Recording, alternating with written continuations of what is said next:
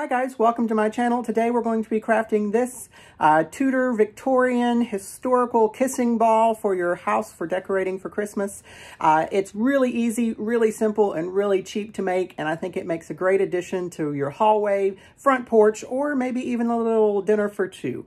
So follow along and let's dive in. For today's project, you're going to need 2 coat hangers like your clothes come back from the dry cleaners on. Remove the paper, a pair of pliers, wire cutters, florist wire, and garden shears. You're going to have to find some ivy and holly. I asked my neighbors if I could raid their yard, and they said sure, and ribbons of your choice. So to get started, we're going to remove the paper from your coat hangers. Just toss that down and clean it up later.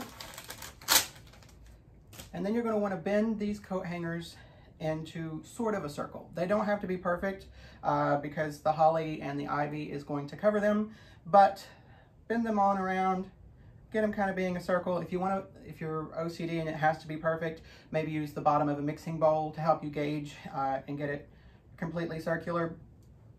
Some people will cut off the tops of the hanger, but I like to just use some pliers and curl them around. It gives you something to attach to when you're hanging them. And when you put the two together, they just kind of look like a cool design. You can do this however you want to. There's no real rules in our projects today. Just kind of do whatever makes you happy and what you enjoy. So do that with both of these, and then you're going to wire the two together, and through the magic of YouTube, we have one all ready to go. Wire them at the top and at the bottom so it keeps their shape. And then when using this florist wire that comes in a big roll like this, this will last forever. I love this stuff, but it is easier if you cut yourself some pieces just to get you started. That way you're not having to stop and cut pieces all the time. Now we're going to use some ivy from the yard, and some of these pieces are real big and may not work so well for us today, but you just kind of have to find what you've got.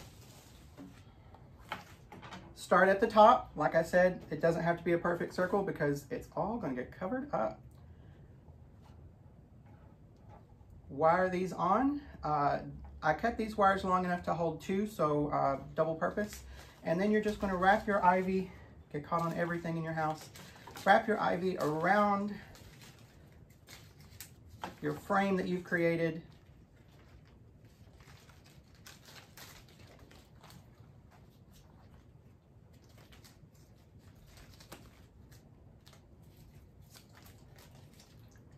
Holly and ivy have many different meanings over the years to different groups, and they have always been closely associated with the Christmas decorating season, or pre-Christmas with the pagan decorating season. Bringing in the greens predates the Christian celebration by many, many years. But just keep playing with this until you get it how you like it. I'm going to finish this up and come back to you guys, and then I'll show you how it looks at the end.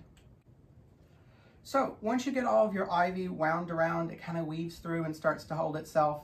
You can weave in some pieces of your holly at the top or at the bottom, or throughout the whole thing. It depends on how full or how see-through you want your kissing ball to be. I just trimmed them off, pulled off some of the leaves on the ends, and just kind of wedged them up into the basket-like weaving that we have with the ivy.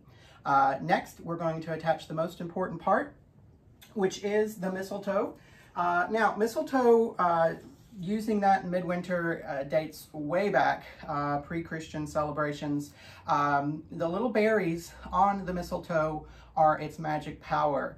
Hunters historically would use these berries. They're very sticky when you squish them, and would coat the tops of tree branches with the insides of the berries and capture little birds in hunting for taxidermy or for their feathers or to eat. So the whole kissing it under the mistletoe thing dates back to having a little bit of a sinister trapping your prey with the berries. Now, the mistletoe only has its kissing capabilities or magic as long as there's berries left. When a gentleman would use the mistletoe to kiss his girlfriend, he would have to remove one of the berries, and when the berries are all gone, the mistletoe no longer has its magic kissing powers.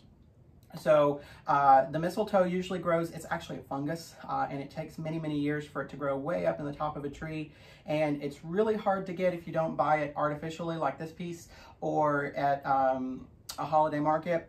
Now, historically, a big bragging right was if you could shoot the mistletoe out of the tops of the trees with your shotgun. So if you guys live out in the country and can see a tree with a little bush up in the top of it once the leaves are gone and you want to have a fun game of seeing who can shoot it out, that's a real historically accurate game to play in the middle of the winter season before Christmas. Now, we're all going to use some of this little twine to connect it and also add a rope to hang it, and then we will add the ribbons next. As we go throughout this process, everything is up to you how you want to do this. You don't have to use mistletoe at all. You could cover the metal with ribbons all the way around and not even use any greens. So if you live in the city or you don't have access to greens, you don't have to do it the way that I'm doing it. That's the best part of crafting your own Christmas experience, is you can just make it up as you go. So let me attach this and add a string, and then we'll come back and add some ribbons and we'll be just about done. All right, guys, the last step is just to add your ribbon on top. Now, red and green is historically not set in stone for Christmas colors. It's really not the standard for Christmas until the 1920s, 1930s. It's always used with the colors, but you don't have to limit yourself to red and green to have a historically accurate Christmas. Gold, pink, green, all these colors, really any color you would like to use, you can in this process because it's for your home and it's for you to enjoy. So we've got our red ribbon just to be super traditional. We've got our kissing ball. We've got our mistletoe down at the bottom. And again, you can do this in any order. I have in the past used copper tubing, like for a bathroom, and made a giant one and hung in a stairwell and put Christmas lights around the ends, and actually used an old shop light with a globe on it in the middle as a lighting for a stairway. So these can be as big or as small as you would like them to be. You could use hula hoops as your form. You just have to paint them probably. But it's up to you how you guys want to do this. And then you can hang this in your hallway or on your front porch, or you can make an array of them as a decoration. This was pretty much free, using found coat hangers, things from the garden, and some ribbon that I already had. So keep that in mind. Having cool Christmas decorations, especially historically accurate ones, do not have to cost a lot of money to be very pretty. So thank you for joining me today, and I hope you guys have learned something or will use this in your home. If you do make one of these and post a picture of it on Instagram, please tag me in the Southern Antiquarian hashtag so I can see what you made. I'd love to see what you guys come up with as your versions of this kissing ball. Thank you guys again, and have a great day and stay safe. Just a little bonus footage for you guys. If you have an extra coat hanger and extra greens, if you got a little overzealous cutting in your neighbor's yard like I did, you can bend just one of them into a circle and use it as a form to make a wreath.